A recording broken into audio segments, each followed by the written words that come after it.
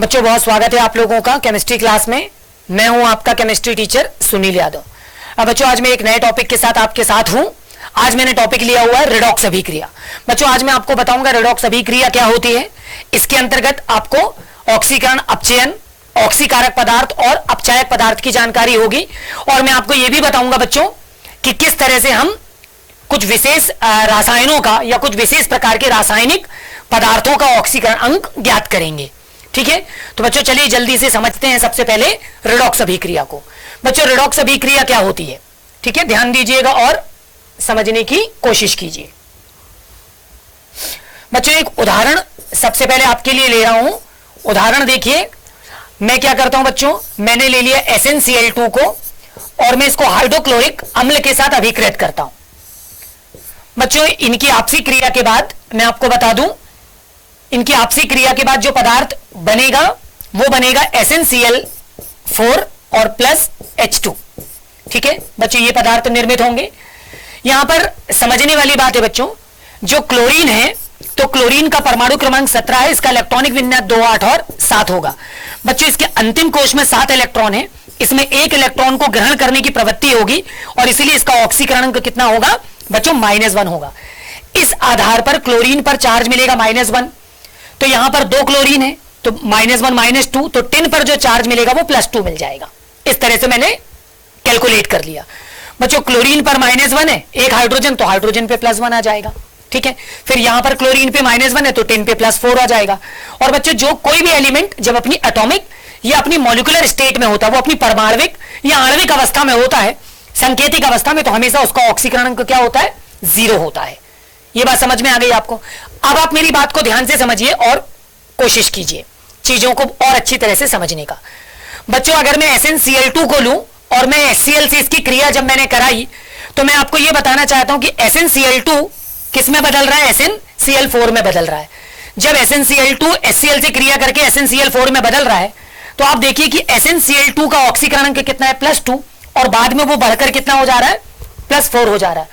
तो बच्चों किसी भी रासायनिक अभिक्रिया में जब कोई पदार्थ अपने ऑक्सीकरण अंक के माने में क्या करता है, वृद्धि करता है, तो वृद्धि करने के लिए उसने जो क्रिया घटित की होती है वो क्रिया कहलाती है ऑक्सीकरण। उस क्रिया को हम कहते हैं कि उसने कौन सी क्रिया से अपने ऑक्सीकरण अंक के मान में वृद्धि की, ऑक्सीकरण की क्रिया से उसने अपने ऑक्सीकरण के मान में क्या की, वृद्धि की। इसके अलावा बच्चों ध्यान दीजिए, इसके अलावा अगर मैं यहां पर HCl की बात करूं तो HCl में जो H है उसका ऑक्सीकरण अंक कितना है, +1। जब वो SnCl2 से क्रिया कर रहा तो उसके बाद वो H2 में बदल जा रहा, तो उसका ऑक्सीकरण अंक कितना हो जा रहा, 0। तो बच्चों जब कोई पदार्थ अपने ऑक्सीकरण अंक के मान में क्या करता है, कमी करता है, तो कमी करने के लिए जो क्रिया करता है वो क्रिया कहलाती है अपचयन। यानी यहां पर उसने कौन सी क्रिया किया बच्चों, अपचयन की क्रिया किया। मेरी बात समझ में आई बच्चों, बहुत अच्छी तरह से समझिए। जब किसी रासायनिक अभिक्रिया के एक भाग में ऑक्सीकरण और उसी समय अंतराल पर उसके दूसरे भाग में अपचयन की क्रियाएं, यानी दोनों ही क्रियाएं एक साथ घटित हो रही होंगी, है ना, किसी भी रासायनिक अभिक्रिया में, तो बच्चों ऐसी रासायनिक अभिक्रिया जिसमें एक ही समय अंतराल पर उसके एक पद में ऑक्सीकरण तो दूसरे पद में अपचयन की क्रियाएं हो रही होंगी, ऐसी रासायनिक अभिक्रिया को हम क्या कहते हैं बच्चों, रेडॉक्स अभिक्रिया कहते हैं। यह कहलाती है रेडॉक्स अभिक्रिया। ठीक है, मेरी बात समझ में आई आपको बच्चों, रेडॉक्स अभिक्रिया आपको समझ में आई। मैं यहां पर आपको कुछ और भी चीजें मेंशन करना चाहूंगा, जैसा कि आपने रेडॉक्स अभिक्रिया में देखा। रेडॉक्स अभिक्रिया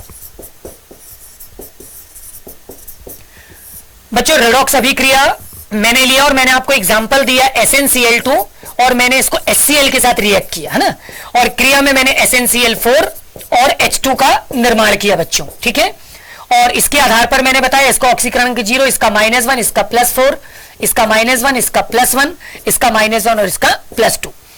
इस आधार पर आपने देखा कि इनके बीच में जो क्रिया हो रही है वो क्रिया ऑक्सीकरण की हो रही है।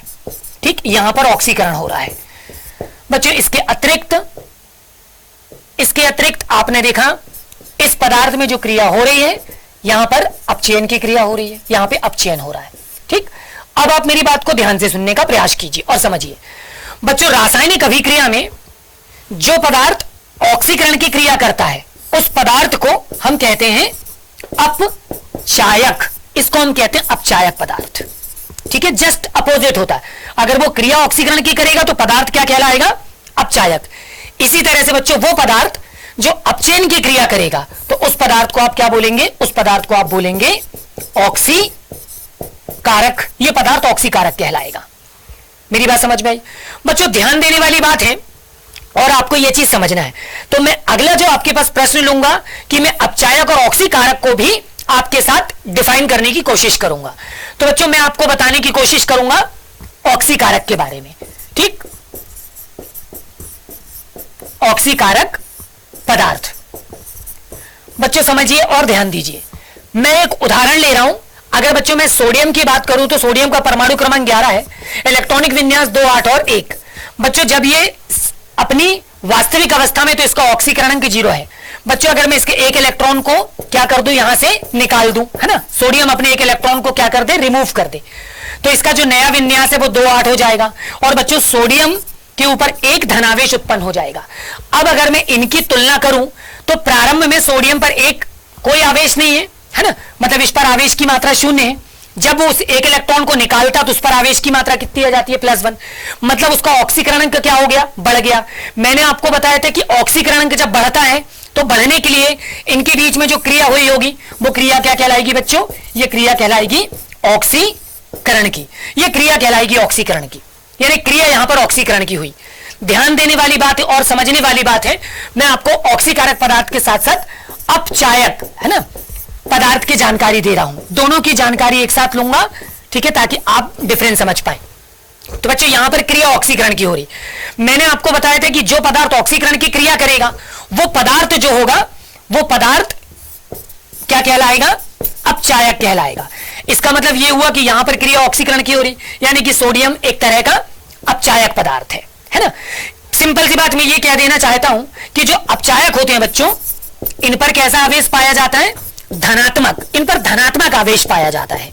इनमें इलेक्ट्रॉन को त्यागने की प्रवृत्ति होती है। ये इलेक्ट्रॉन त्यागते हैं, ठीक है, धनात्मक आवेशित होते हैं और ये इलेक्ट्रॉन को त्यागते हैं। ये कहलाते हैं अपचायक। ये अपचायक का गुण है। और बच्चों ये क्रिया किसकी करते हैं? ऑक्सीकरण की क्रिया करते हैं, ठीक है। ये 3 गुण होते हैं इनके पास। तो ऐसे पदार्थों को हम क्या कहते हैं?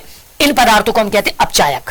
ये समझ में आया बच्चों? एक उदाहरण मैं अब आपको और भी देना चाहूंगा बच्चों। अगर मान लीजिए मैं क्लोरीन की बात करूं, क्लोरीन का परमाणु क्रमांक 17, 2, 8 और 7। बच्चों सोडियम ने जिस इलेक्ट्रॉन को त्यागा, अगर उस एक इलेक्ट्रॉन को क्लोरीन ग्रहण कर ले, है ना, क्लोरीन ग्रहण कर ले एक इलेक्ट्रॉन को, तो इसका विन्यास हो जाएगा 2, 8 और 8 और क्लोरीन पर एक ऋणावेश आ जाएगा बच्चों इस तरह से। तो प्रारंभ में इसका ऑक्सीकरण 0 है और अब कितना हो गया? -1, यानी ऑक्सीकरण की जब आप तुलना करेंगे तो घट गया। और बच्चों जब ऑक्सीकरण घटता है तो क्रिया किसकी होती है? यहां पर क्रिया होती है अपचयन की, यानी यहां पर अपचयन की क्रिया हुई। बच्चों अपचयन की क्रिया करने वाला जो पदार्थ होता है वो कहलाता है ऑक्सीकारक। वो ऑक्सीकारक है, मतलब ये एक ऑक्सीकारक पदार्थ है। बच्चों ऑक्सीकारक पदार्थों की पहचान होती है कि जितने भी ऋणात्मक आयन होते हैं ना, जितने भी ऋणात्मक आयन होंगे ये सभी ऑक्सीकारक होंगे। बच्चों ये इलेक्ट्रॉन को क्या करते हैं? ये इलेक्ट्रॉन को ग्रहण करते हैं। और बच्चों ये क्रिया किसकी करते हैं? सदैव अपचयन की क्रिया करते हैं। ये कहलाते हैं ऑक्सीकारक। बच्चों यहां पर 2 छोटी सी बातें मैं यहां पर आपसे बात करूंगा अपचायक या फिर ऑक्सीकारक क्षमता की, ठीक है। मैं आपसे ये पूछने की या बताने की कोशिश कर रहा हूं आपको कि अपचायक क्षमता क्या होती है या ऑक्सीकारक क्षमता क्या होती है ना। तो सिंपल सी बात है, आपने देखा कि अपचायक पदार्थ में इलेक्ट्रॉन ग्रहण करने की क्षमता है, जबकि ऑक्सीकारक पदार्थ में इलेक्ट्रॉन को त्यागने की क्षमता है। मतलब जो ऑक्सीकारक होते हैं वो इलेक्ट्रॉन त्यागते हैं और जो अपचायक होते हैं वो इलेक्ट्रॉन ग्रहण करते हैं। तो बच्चों किसी भी तत्व के इलेक्ट्रॉन त्यागने और इलेक्ट्रॉन ग्रहण करने की जो क्षमता है ना, इस क्षमता को हम क्या बोल रहे हैं? अगर मान लीजिए कोई पदार्थ इलेक्ट्रॉन ग्रहण कर रहा है मतलब वो उसकी अपचायक क्षमता है, अगर वो इलेक्ट्रॉन ग्रहण कर रहा है मतलब वो उसकी ऑक्सीकारक क्षमता है, ठीक। मैं यहां पर कुछ एग्जांपल आपको देना चाह रहा हूं, जैसे कि F negative, O2 negative, N3 negative. मैं आपसे पूछूं इनमें सबसे ज्यादा या प्रबल अपचायक कौन है? तो बच्चों जिस पर ऋणात्मक आवेश सबसे ज्यादा है वो सबसे बड़ा प्रबल क्या होगा? अपचायक। इसी तरह से बच्चों अगर मैं आपसे बोल दूं Na+ या मैं आपसे बोल दूं Ba++ और मैं आपसे बोल दूं Al+3, तो बच्चों सबसे प्रबल ऑक्सीकारक कौन होगा? तो यहां पर जो एल्यूमिनियम होगा +3, ये सबसे प्रबल ऑक्सीकारक पदार्थ होगा। ठीक है, क्योंकि ये सबसे ज्यादा इलेक्ट्रॉन को त्याग पा रहा है। समझ में आ गई मेरी बात? तो बच्चों आज की क्लास में इतना ही। बहुत जल्द आपसे मुलाकात होगी कुछ अगले वीडियो के साथ। तब तक अपना ख्याल रखिए।